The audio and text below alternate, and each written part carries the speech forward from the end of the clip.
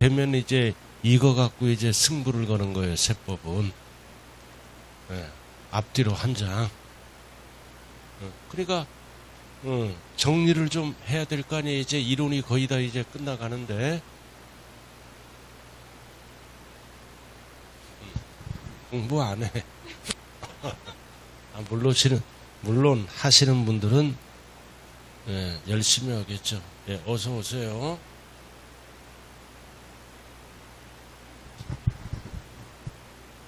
자, 지난번에 한번 한 거 복습 한번 해보자고요. 자, 강의 노트 미등기 한번 보자고요.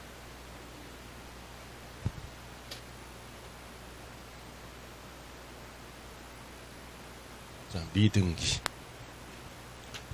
34번 미등기. 여러분들 기본서는 몇 쪽이라 그랬어요? 310페이지 미등기. 자, 2주 전에 배웠어요. 그래서 공인중개사 자격증은 나이에 관계없어요. 학력 불문합니다. 무조건 열심히 하면은 합격할 수 있는 자격증입니다.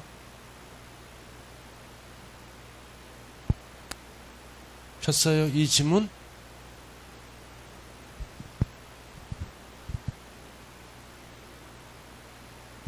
이거 34번 강의 노트 한번 피세요.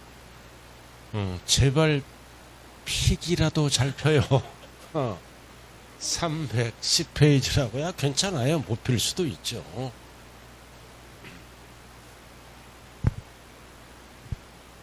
자, 미등기가 뭐예요? 등기 대상을 등기를 안 하고 파는 거를 미등기라 그래요.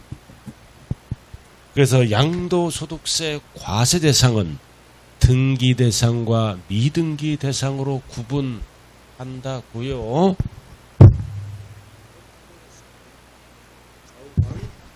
미등기로 팔 때는 불이익이 있다. 비과세 감면 배제를 하고. 자, 빨리 피세요. 네, 34번 찾으세요. 양도소득세. 제발 좀 피시기 바랍니다. 혼자 떠들고 있네요, 지금. 다 찾았어요? 그 다음 5번, 6번은 왜 미등기로 안 본다? 공익사업을 원활하게 진행하기 위해서.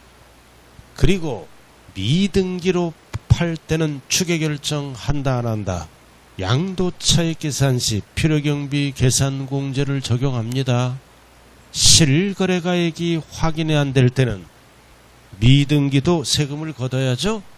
그래도 확인이 안 되면 추계결정하되 필요경비 계산공제 적용한다. 토지 건물은 몇 프로야? 3%. 미등기는 몇 프로? 0.3%. 단 필요경비 계산공제는 국외권은 해준다 안 해준다? 안 해준다. 미등기는 국내 것만 사용하는 거라고요. 자, 이렇게 해서 2주 전에 배운 거 다시 한번 기억을 상기시키면서 하려니까 새롭게 느껴지죠? 항상 공부는 새로운 거예요. 시험 보러 갈 때까지. 그래서 절대 한 번에 합격하는 사람의 특징은 결석을 안 합니다. 꾸준히 공부를 했어야 돼. 자, 그럼 세법의 포인트는 이거예요. 제가 이게 노량진에서 15년 동안 쓴 프린트예요. 이것만 하면 세법 정리가 딱 끝나는 거예요. 그러나 이거를 하기에 앞서 핵심 정리 1이 돼야 된다고요. A4. 너무 무리한 요구인가요? 자, 그럼 이거는 핵심 정리 2 1페이지와 2페이지로 돼 있어요. 앞에가 1페이지고 뒤에가 2페이지예요. 페이지 수를 잘 봐야 돼요. 앞에가 1페이지, 뒤에 넘기면 2라고 적혀 있어. 자, 2라고. 자, 2라고 적혀 있는데 봐요. 2라고 적혀 있는데 봤어요? 자, 그럼 지금 뭐 설명했어? 제가 미등기에 관한 설명. 이거를 정리해야죠? 그럼 2페이지 왼쪽 제일 하단에 미등기라고 적혀 있잖아요. 이렇게 요약을 해야 되는 거예요. 미등기 왼쪽 하단에 잘 찾아야 돼요. 아직도 1페이지 펴놓고 방황하네요. 페이지가 2. 괜찮아요. 앞면 펴놓고 아무리 찾아봐도 없어. 왼쪽 하단 제일 아래야. 자, 미등기, 불리익이 있죠? 자, 불리익이, 자, 비과세도 안 해준다. 감면도 안 해준다. 장특공제도 안 해준다. 기본공제도 배제 X. 그리고 미등기에 해당되면 세율은 몇 프로? 70%. 그리고 미등기로 팔더라도 세금 걷어야죠. 그래서 필요경비 계산공제를 적용한다. 몇 프로? 0.3%. 단 국외자가 들어가면 조심해야 돼요. 국외 거는 적용한다 안 한다? 안 한다. X. 그거 제일 밑에. 자, 미등기로 팔았지만 미등기로 보지 않는 경우 제외. 자, 장기할부, 법률 규정. 이거는 포인트가 뭐다? 등기가 불가능한 거는 하고 싶어도 못하죠? 미등기에서 제외. 미등기로 안 본다고요? 제가 너무 강의 내용이 빠른가요? 못 찾으면 책상 갖고 요 앞으로 와. 내가 아니 내 개인지도 시켜줄게. 괜찮아요. 쪽팔리는 거는 순간이에요. 합격하고 봐야죠. 일단은. 괜찮아요. 못 찾으면. 자, 제일 밑에 그 다음 제외, 장기할부 이거 있잖아. 단기간이라 장기할부. 장기할부 불가능한 거라 그랬죠? 불가능한 거는 미등기에서 제외. 그리고 채비지 환지처분 공고 전에 양도한 거 이거 있잖아. 채비지 환지처분 공고 전에 양도한 거는 공익사업을 원활하게 이행하기 위해서 미등기로 안 봐요. 그럼 미등기 끝. 이렇게 딱 정리가 다 끝났잖아. 이론 정리. 그러니까 구체적인 걸 알고 싶으면 이 강의 노트를 보면서 다시 한번 봐야 되겠죠? 이거를 합축해 놓은 게 시험에 나오는 것만 딱 미등기.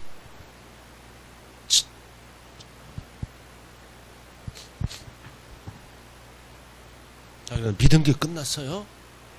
앞으로 이제 문제풀이 할 때도 이 프린트를 갖고 다녀야 돼.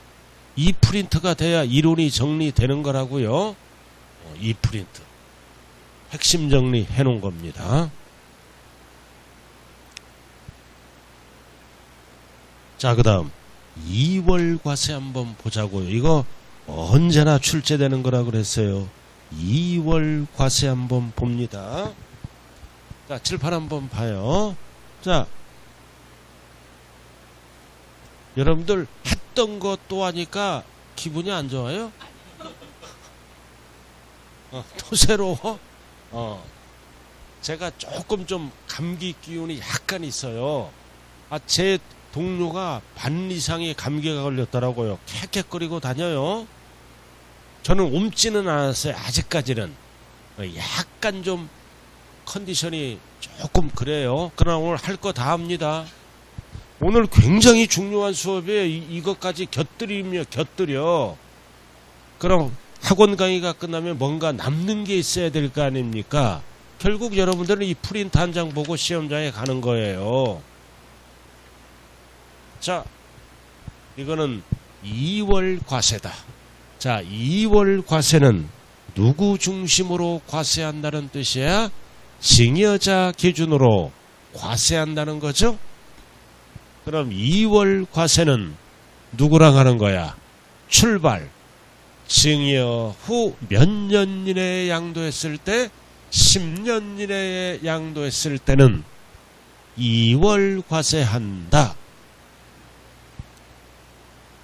자, 그래서 예를 들어서 이 코터리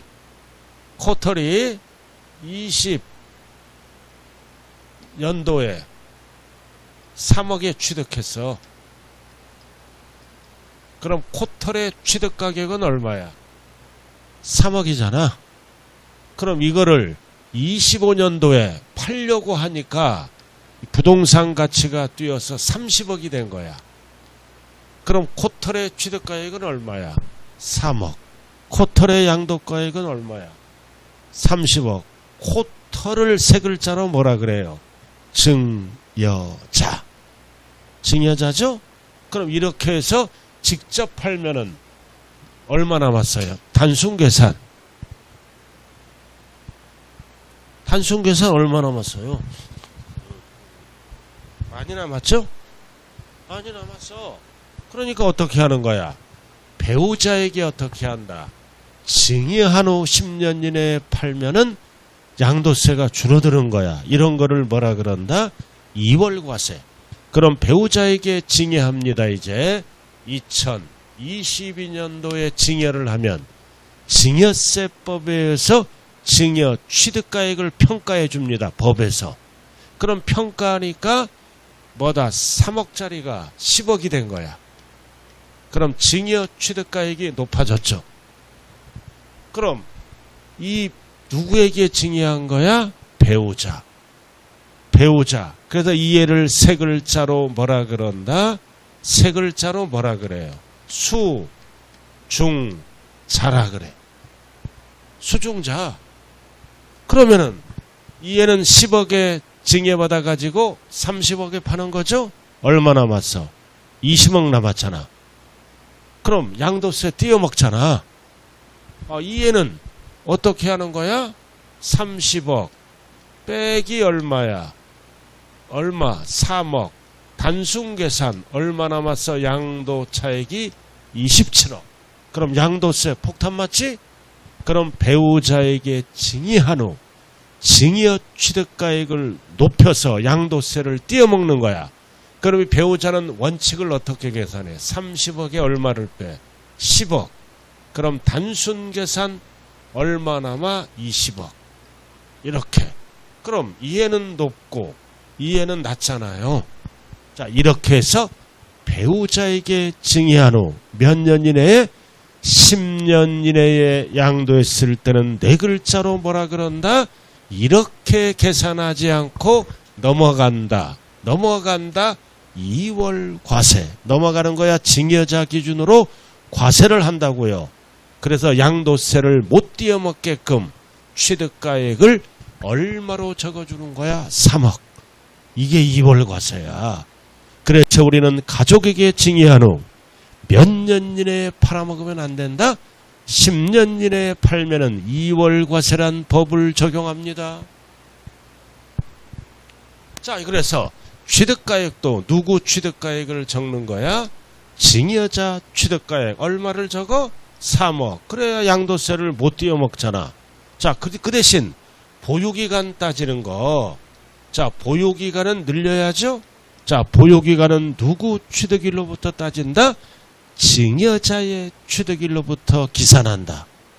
자, 이렇게 세 가지를 증여자 기준으로 계산만 하는 거를 뭐라 그래요? 2월 과세. 자, 그럼 자, 이쪽. 자, 눈 땡그란 년이지 이거? 자, 눈 땡그란 년이잖아. 벌써 이제 이에 돈 얼마 챙겼어 지금? 30억 통장에 입금됐잖아. 벌써 먼 산 바라보고 있잖아. 떠나려고. 30억 통장에 딱 현찰이 입금됐다. 마음이 설레 안 설레? 여기 떠나려자. 여기 두 명 있어. 자, 이렇게 해서 이 배우자는 뭐를 내야 돼? 증여세를 물어야지. 증여세를 물어야 돼요. 증여세를 물어야 돼. 증여받았기 때문에. 자, 그리고 팔았으면 양도소득세도 물어야지.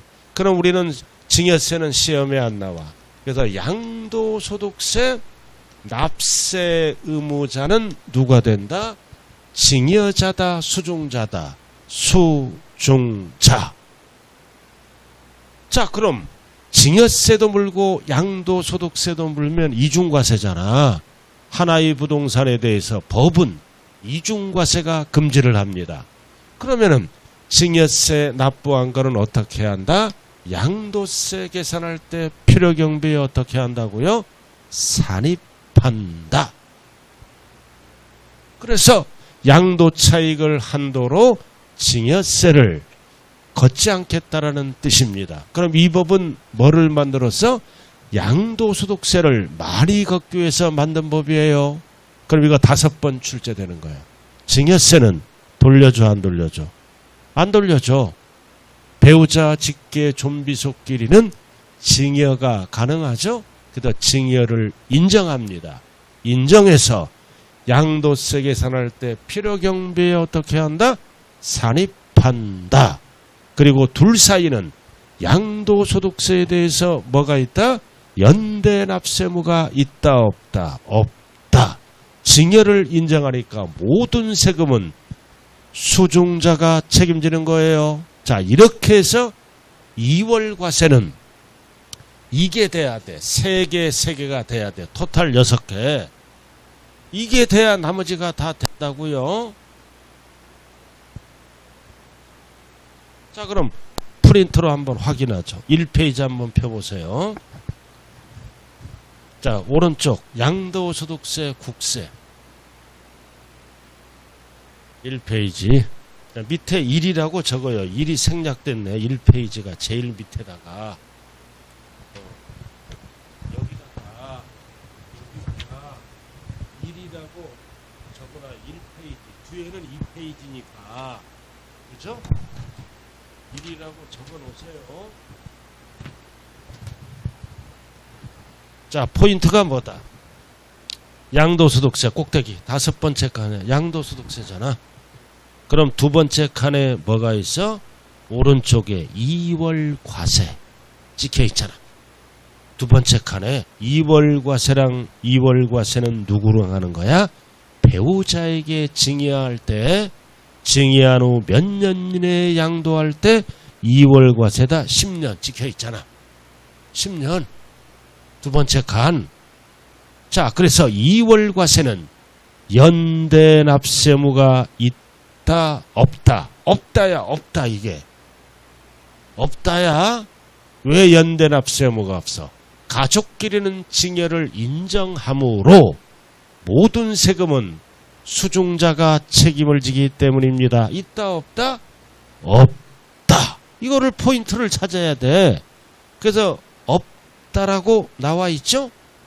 그 오른쪽은 뭐라고 나와 있어? 수중자. 자, 수중자는 뭐를 얘기한다? 양도소득세 납세무자는 증여자가 아니라 수중자의 수중자. 자, 거기에 수중자는 뭐를 얘기한다? 납세 의무자를 얘기하는 겁니다. 수중자. 그래서 가장 많이 나오는 게 없다. 양도소득세 납세무자는 누구라고요? 수중자. 이거 적혀 있잖아. 수중자. 수중자. 자, 그 다음 이제 약간 내려와서, 자, 2번 아래 취득가액 취득일은 누구 기준으로 계산하는 거다? 증여자 기준. 증여자 기준. 이거 취득가액도 증여자의 취득 당시 가액을 적어주고 취득일, 보유기간 따지는 거죠? 보유기간은 언제부터 따져? 취득일에서부터 양도일. 그래서 이것도 누구 기준으로 따진다? 증여자 기준으로. 세 가지는 증여자 기준으로 따지는 거예요.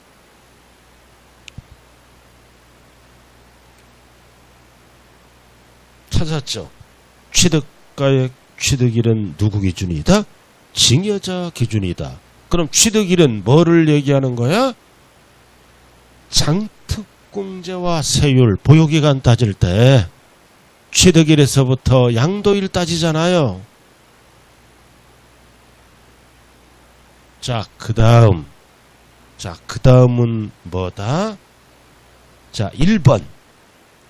증여세. 1번은 2월 과세를 얘기합니다. 필요경비에 어떻게 한다? 산입한다.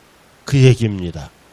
1번이 2월 과세니까 필요경비에 산입한다. 1번 찾았어요? 필요경비에 산입한다. 그럼 지금까지 뭐에 대한 포인트를 정리했다? 2월 과세.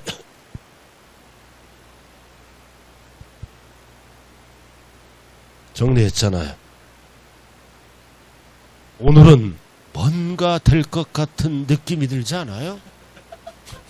한 장짜리인데 뭔가 느낌이 와야 돼. 느낌이. 부부간에도 결혼 생활할 때도 느낌이 와야 되잖아요. 근데 20, 30년 살다 보면 그냥 느낌이 안 와. 그냥 정 갖고 믿음 갖고 살지 않아요? 내가 약간 감기 기운이 있으니까 집에 들어오지 말라 그러더라고. 일주일간.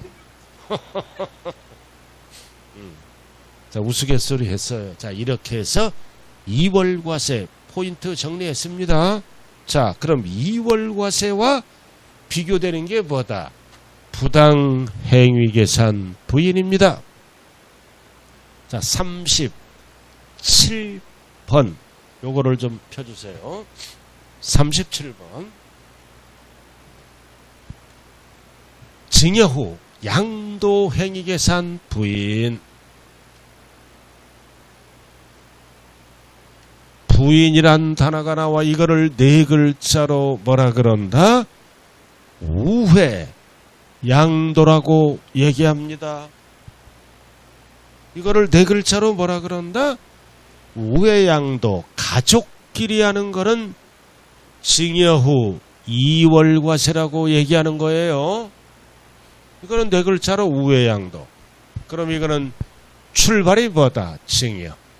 누구에게 증여하는 거다? 동생. 특수관계인 배우자 직계존비속을 제외한 특수관계인. 예를 들어서 동생에게 증여를 한다고요. 아까는 누구에게 증여했어? 배우자. 그럼 배우자 못 믿어. 도망갈까봐. 그럼 이거는 눈짝은 동생에게 증여한 후 양도세를 띄어먹는 거야. 그래서 특수관계인 배우자 직계 존비속이 아니라 대표적으로 동생이야. 저 똑같아. 원리는 몇 년 이내에 양도한다? 공통사항은 10년 이내에 양도할 때는 증여 후 양도행위 계산 부인이라 그래. 이거를 뭐라 그런다? 우회 양도라고 얘기하는 겁니다. 자, 그러면은 자, 이번에는 동생을 통해서 양도세를 띄어먹는 거죠? 띄어먹는 거를 방지하기 위해서 만든 법이 우회 양도라고요. 그럼 동생 세금을 계산해 봐야지. 증여세를 계산하니까 1억이야. 수중자의 양도세를 계산하니까 2억이야. 그럼 원칙 얼마 납부하면 끝나는 거야? 3억. 증여받고 팔았으니까 그럼 3억 내면 끝나는 거죠? 근데 양도세를 띄어먹었는지 안 띄어먹는지 알아야 될 거 아니에요. 그래서 이 증여자가 직접 병에게 양도한 양도소득세를 계산하니까 5억이야. 직접 팔면 5억이 나와. 근데 동생을 통해서 우회 양도하니까 얼마만 나와? 3억. 그럼 얼마 띄어먹었어? 2억 띄어먹었잖아. 왜 띄어먹었을까? 또 고민해. 그냥 띄어먹었잖아. 에? 왜 띄어먹었지?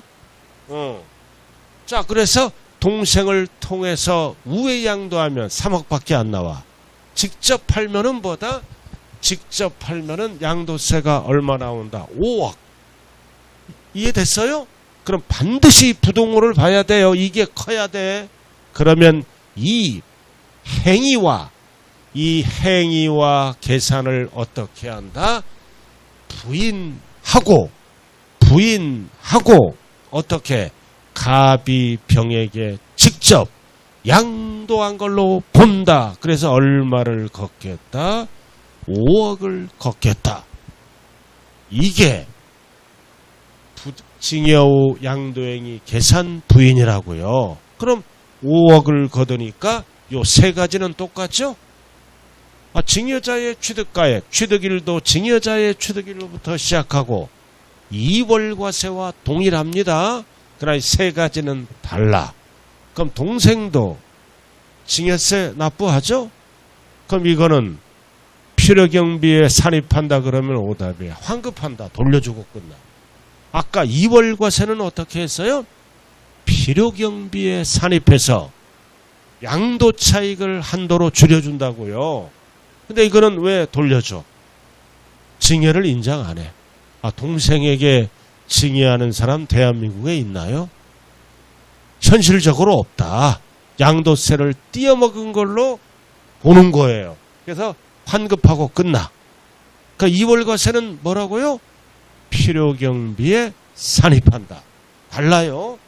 그리고 양도소득세 납세무자는 누구다? 징여자. 징여자가 뭐다? 직접 양도한 걸로 본다. 징여자입니다. 그래서 둘 사이는 연대 납세무가 있다 없다? 있다. 왜 있어? 징여를 인정 안 하니까. 그래서 오빠와 동생은 양도소득세를 함께 책임을 지는 뭐다? 연대 납세무가 있다. 그래서 이게 수없이 출제된 거야. 이월과세와 절대 헷갈리면 안 돼요. 자, 확인 들어갑니다. 자, 확인 1페이지. 자, 위에서 두 번째 줄 동그라미 2번 나왔잖아. 자, 2번 뭐라고 나왔어? 부당행위계산 부인이야. 이거 부인. 이거를 얘기하는 거요. 동생에게 징여한 거. 이거를 부당행위계산 부인이라고도 얘기한다고요. 자, 2번 찾았어요? 이거를 네 글자로 줄여서 뭐라고도 얘기한다? 우회양도. 공통사항은 몇 년 이내에 양도할 때 쓰는 거야? 10년 이거 10년. 2번 보고 계시나요? 자, 그럼 둘 사이는 연대 납세무가 있다 없다? 있다. 왜 있어? 징여를 인정 안 하니까. 동생에겐 징여 없다. 그리고 양도세 납세무자는 누구다?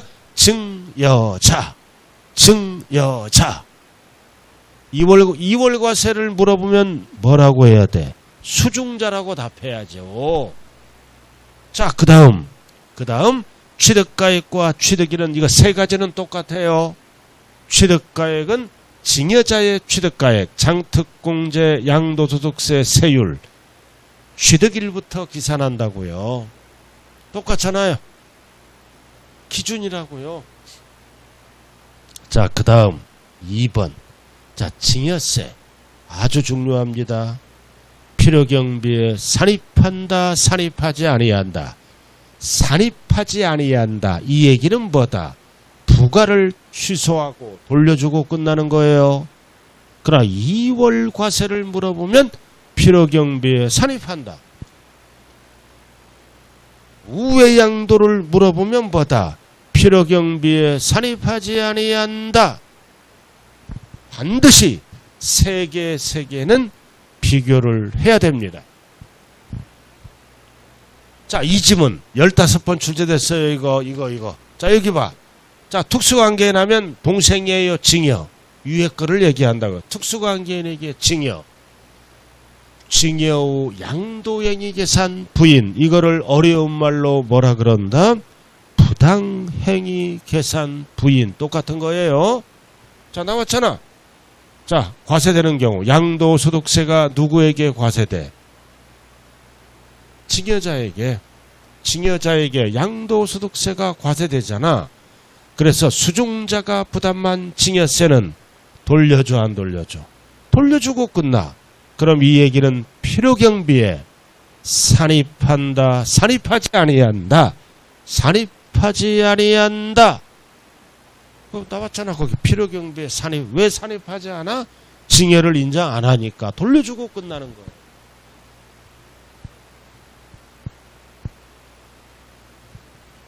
그래서 이번 시험에 이월과세와 뭐다? 우회양도. 부인자가 들어가요. 부인. 이 부인은 뭐예요? 집구석의 부인이 아닙니다. 이거. 직접 팔면 5억이고 돌려서 팔면 3억밖에 안 나왔죠? 양도세 2억, 세금 2억이 줄어들었잖아. 이 행위와 계산을 부인하고 가비병에게 직접 어떻게 한다? 양도한 걸로 본다. 괜히 오늘 프린트 만들어 와서 여러분들을 더 헷갈리게 만드네요. 괜찮아요? 이게 돼야 세법이 된다니까요. 힘들고 어렵더라도 천천히 하고 있어요. 최대한 제가 천천히 하고 있어요. 자, 그 다음 이제 부당이익계산 부인 하나가 더 있죠. 이거 36번으로 들어갑니다. 자, 강의노트 36번. 아, 달라요? 그래요? 그럼 이거 찾아요. 그 근처에 앞에 있잖아요. 앞에. 네. 앞에. 바로 앞에, 아까 앞에. 그림 앞에. 근처에 있어요. 자, 이번에는 뭐다? 역시 부당이익계산 부인입니다. 자, 이거는 증여가 아니라 출발이 뭐다? 낮은 가액으로 팔고 높은 가액으로 취득하면 양도세가 줄어들죠? 누구랑 하는 거야? 특수관계인 친인척과 하는 거라고요. 이거는 출발이 증여가 아니라 양수입니다. 사고 파는 거라고요. 사고 파는 거를 얘기합니다. 그럼 여기 보세요. 그래서 양도소득세를 부당히 감소시켰다고 인정될 때는 어떻게 한다? 이 행위와 계산을 부인하고 양도세를 재계산하겠다. 뭘로? 시가로. 그럼 여기서는 숫자 2개만 암기하면 된다고 그랬어요. 그럼 인정될 때는 어떨 때다? 시가와 거래가액 차익이 얼마 이상? 3억 이상 또는 시가의 몇 프로 이상? 5% 이상. 이거 둘 중에 하나. 그럼 이럴 때는 어떻게 한다? 시가로 양도가액이나 취득가액을 계산하는 겁니다. 숫자 2개. 숫자 2개만 기억하면 된다고요. 자, 그럼 프린트 어디 있는데 찾아봐야지. 자, 1페이지 세 번째 칸. 양도소득세 1페이지 세 번째 칸. 양도소득세로 왔어요. 세 번째 칸. 그래서 부당이익계산 부인 나왔잖아. 글씨. 세 번째 칸. 자, 부인 규정을 적용하면 양도가액과 취득가액을 뭘로 계산한다? 시가. 자, 그럼 어떨 때? 시가와 거래가액 차액이 얼마 이상? 3억 이상이거나 시가의 몇 프로 이상? 5% 이상. 일명 숫자 배열이 뭐다? 오빠 3억 좋게 시집가 이거야. 5% 이상. 오빠 3억 이상. 딱 정리 딱 돼 있잖아. 포인트만.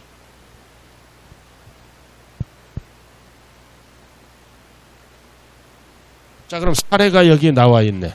자, 여기 보세요. 자, 시가와 거래가액 차익이 얼마요? 5억 원은 어디에 들어가? 3억 이상에 들어가잖아. 5억 원은 3억 이상에 들어가죠? 그럼 이거를 부인하고 양도가액과 취득가액을 뭘로 계산한다? 시가에 의해서 계산한다. 자, 이렇게 해서 2월 과세와 부당이익계산 부인 1, 2가 있습니다. 세법에서 가장 어려운 부분이네요.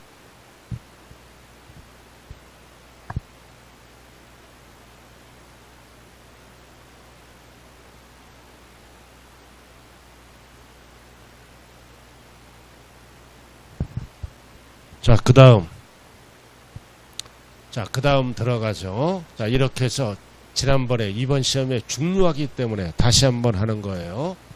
자, 이 그림 좀 찾으세요. 양도소득 금액 계산의 특례. 이 그림 찾으세요.